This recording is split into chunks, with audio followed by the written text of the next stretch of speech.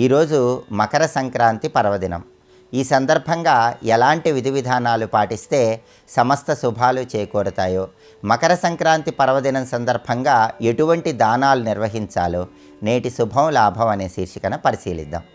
ముందుగా ప్రేక్షకులందరికీ మకర సంక్రాంతి పర్వదిన శుభాకాంక్షలు.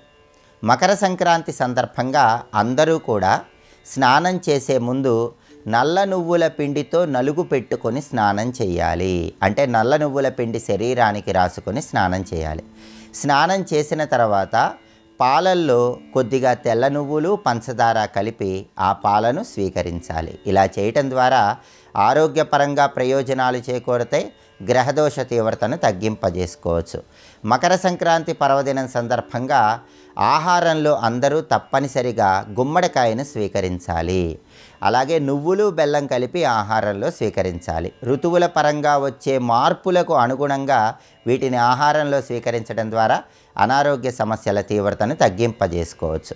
అలాగే పూజ చేసేటప్పుడు శివ పూజ చేసే వాళ్ళు ఎవరైనా సరే ఈశ్వరుడి చిత్రపటం దగ్గర లేదా శివలింగం దగ్గర నువ్వుల నూనెతో దీపాన్ని వెలిగించి ఆవు నెయ్యితో శివాభిషేకం చేయాలి. దీన్ని దధిమందన వ్రతం అనే పేరుతో పిలుస్తారు. ఇది చేస్తే శివుడి అనుగ్రహం సంవత్సరం మొత్తం కలిగి ప్రతి పనిలో కార్యసిద్ధి లభిస్తుంది. అలాగే ఈరోజు ఈశ్వరుణ్ణి శ్వేతాక్షతలతో నువ్వులతో పూజించాలి.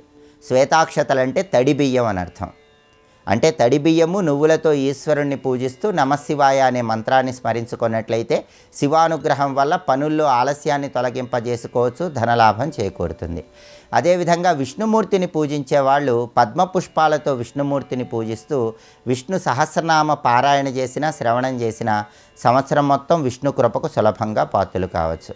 అలాగే ఈరోజు ఎవరైనా సరే దేవాలయ ప్రాంగణంలో కానీ మీ ఇంటి పరిసర ప్రాంతాల్లో కానీ ఆవు పెరుగు దానంగా ఇవ్వాలి.